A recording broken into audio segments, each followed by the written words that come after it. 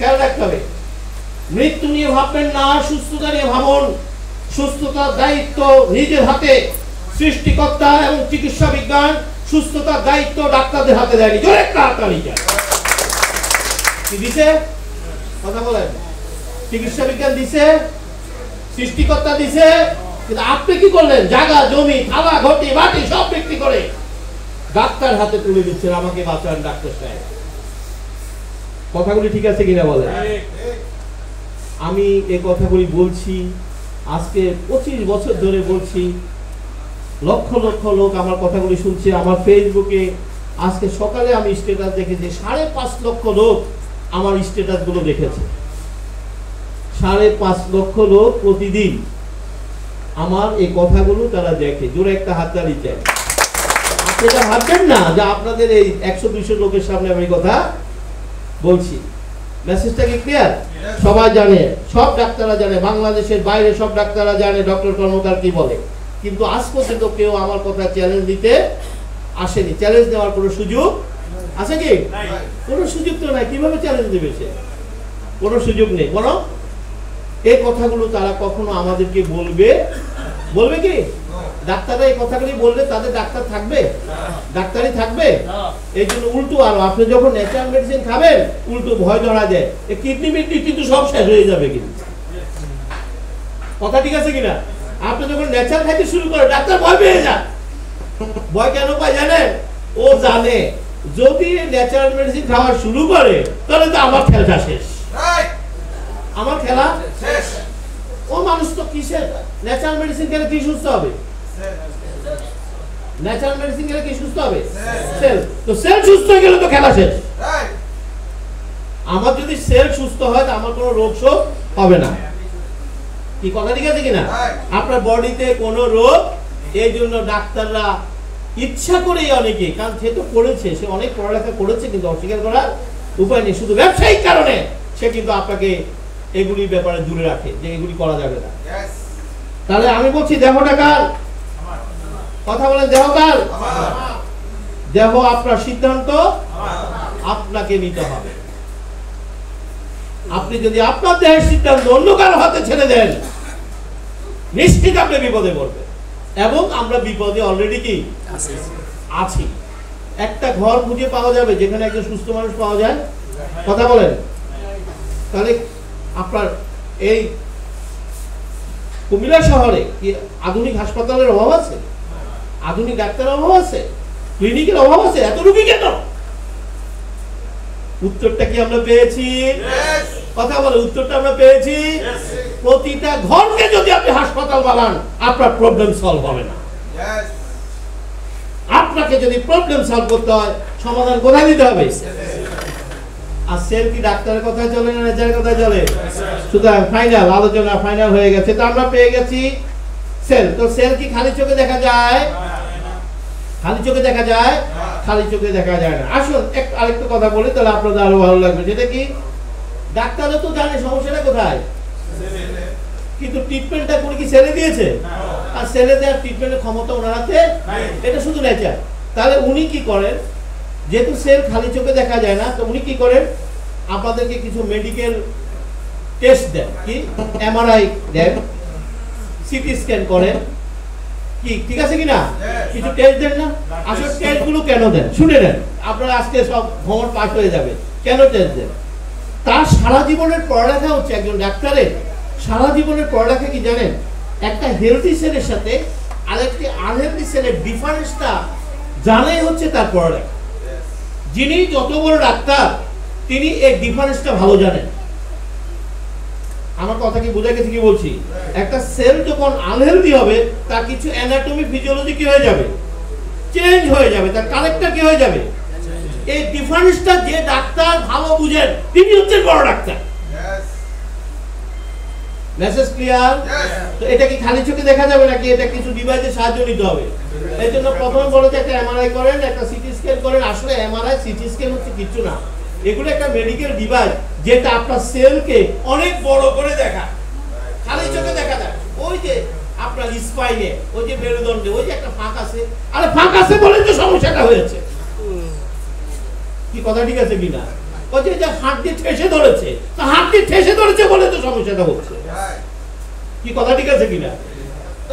নয় তো সমস্যা হতো না, নরমাল স্পাইনে কোনো সমস্যা হবে না, ঠেসে ধরছে অত ফাঁক হয়ে গেছে, এই কারণে তো সমস্যাটা হচ্ছে নাকি? উনি ছবি তুলে দেখিয়ে দিলেন, দেখছেন এই যে আপনার প্রবলেম আছে।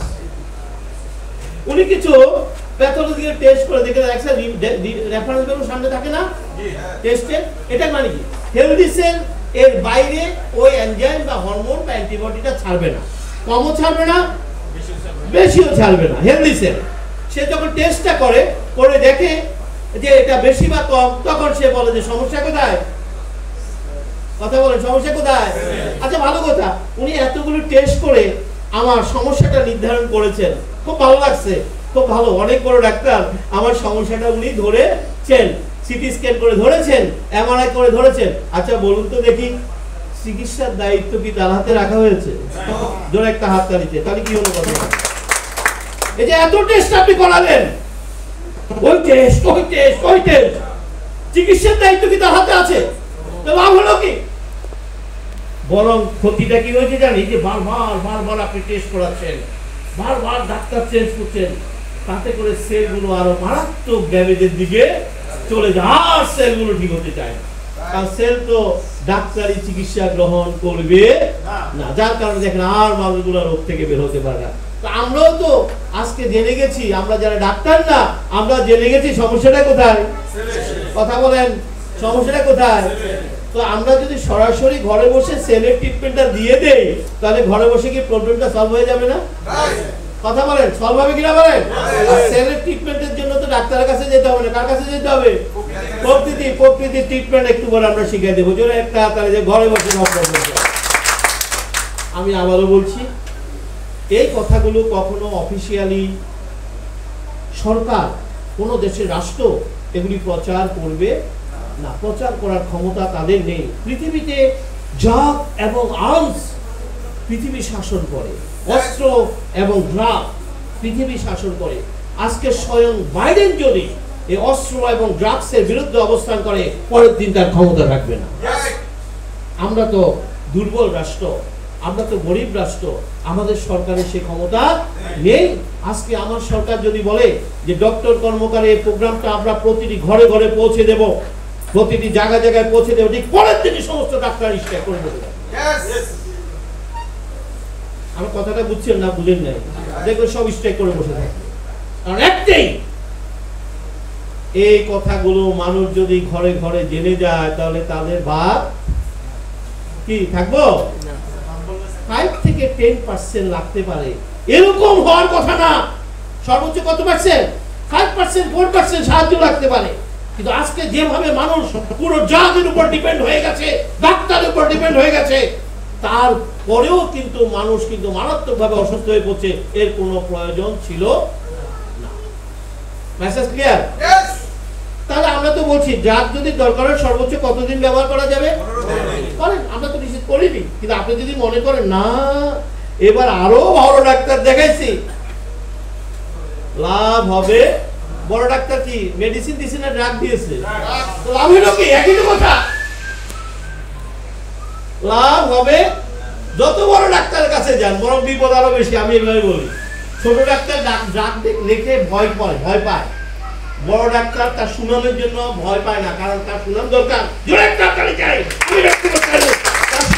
এই জন্য সে কঠিন ড্রাগ রুগীকে লিখে দেয়, মাছ খাইয়া রুগী তো এখন ভালো লাগতেছে, এই খুশি, দেখছেন কত বড় ডাক্তার।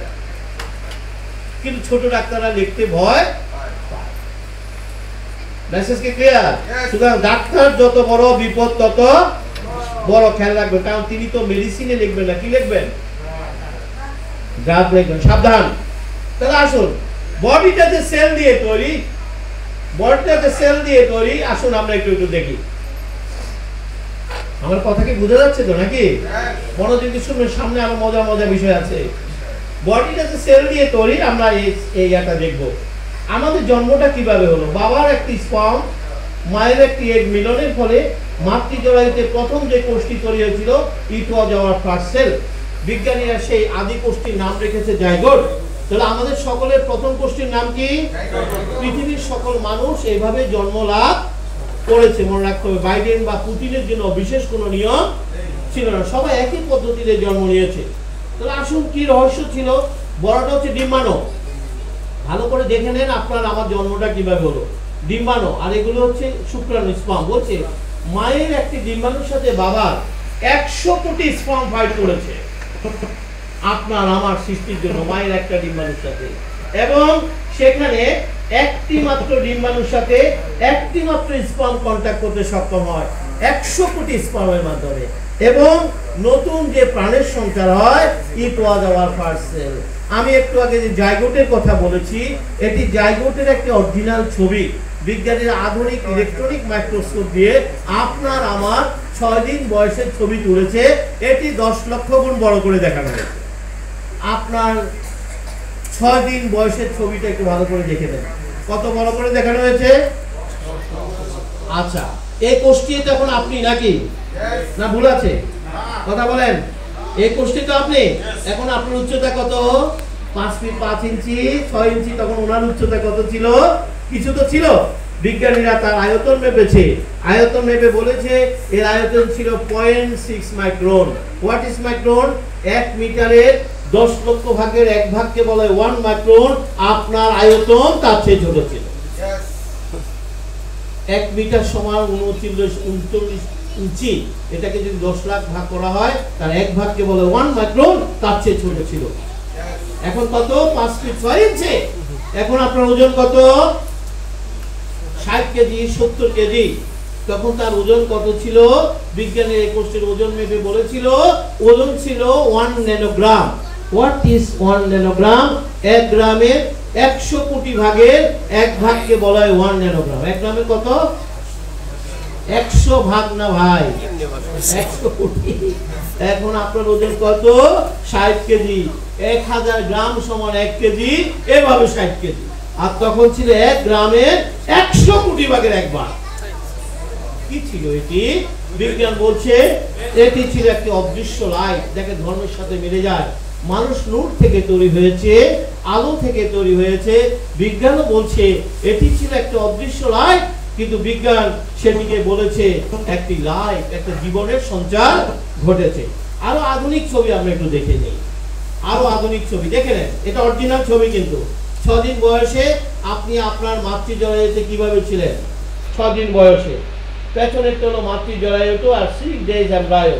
বিজ্ঞানীরা লক্ষ্য করলো 6 দিন পর তারা দেখলো যে এটি নড়ে চড়ে বসেছে এবং ডিভিশন হওয়া শুরু করলো নিয়ম মেপে। 1 2 4 8 16।